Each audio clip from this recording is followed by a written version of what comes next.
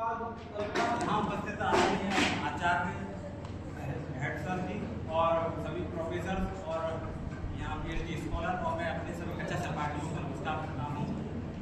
तो चुनौतियों से डरकर कभी खिलाड़ी मैदान नहीं छोड़ा करते, चुनौतियों से डरकर कभी खिलाड़ी मैदान नहीं छोड़ा करते और जिनके पास ज्ञान की ताकत होती है वो किसी से झगड़ा नहीं करते, लिखती मिटाकर खुद की कश्ती हिंदुस्तान की हस्ती, ऐसे शेर कभी किसी की बंदिशों में नहीं बना करते। ऐसे ही थे डॉक्टर भीमराव अम्बेडकर जी, जिन्होंने एक ऐसी इंसानियत की ऊंची छलांग लगाई जिससे कि वो इंसानियत की खून से भारत के चमन सींचा। तो उन्हीं के विषय पर मेरा विचार है कि चार कोस पर बदले पानी, 4 कोस पे बदले पानी, 8 कोस पे बदले पानी, 20 कोस पे पगड़ी बदले, 30 कोस पे बदले रानी। अर्थात कहने का मतलब है कि भारत देश 21वीं सदी में भी उन्हीं विविधताओं के साथ जीवित है जो 21वीं सदी से भी पहले उन्हीं विविधताओं के साथ था। लेकिन उस समय वो दौर हुआ करता था कि उन सड़ी गली परंपराओं प्रथाओं के कारण इंसान की जीवन की तरह नहीं बल्कि पशुओं की तरह जीवन जीना पड़ता था। कुछ ऐसी परंपराएं थी जिनमें सती प्रथा के नाम पर जिंदी महिलाओं को जलती हुई अग्नि में अपने आप को झोंकना पड़ता था। ये बातें उस समय बहुत पुरानी थी। उस समय लोग कुछ तो अपने निजी कामों में व्यस्त थे, कोई अंग्रेजों का जयचंद बनने में व्यस्त था, कोई भाई बहन के प्यार में मस्त था, कोई अपने पति के साथ समय बिताने में मस्त था। लेकिन उस समय एक क्रांति ऋषि थे जिनके मन में ये बात कचोट रही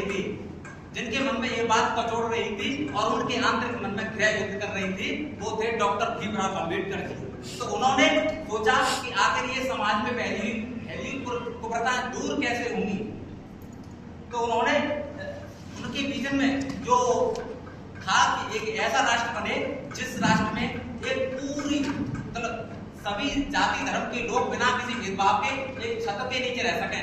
छत तो बहुत दूर की बात, जरूरत पड़े तो एक वृक्ष के नीचे भी रह सकें, कि ऐसी भेदभाव मिटाकर के बिना मतलब जिसमें कोई जाति द्वेष की भावना न हो और जिसमें न किसी को पहनावा या कोई धार्मिक विरोधाभास झेलना पड़े, एक ऐसे समाज का उन्हें एक इजाद करना था।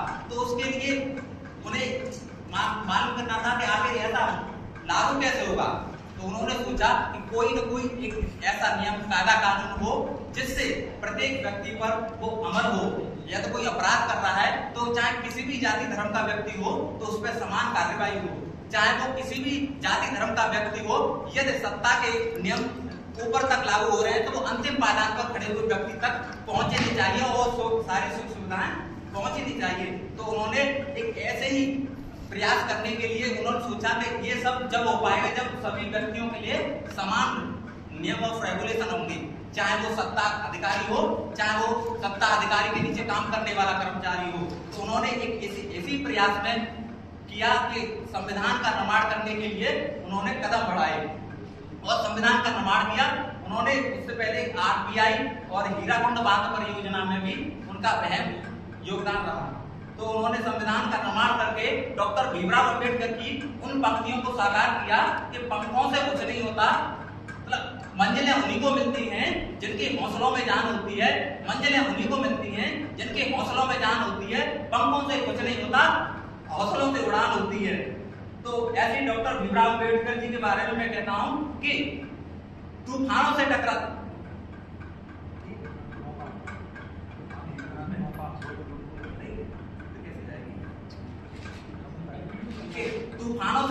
हुई कश्तियों को तो पहाड़ों ने देखा है, समुद्र की लहरों को तो किनारों ने झेला है। लेकिन आज डॉक्टर भीमराव अम्बेडकर ने जिन्होंने भारत का संविधान दिया उस व्यक्ति की कलम की ताकत को पूरे हिंदुस्तान ने देखा है। धन्यवाद। अब किसी का कोई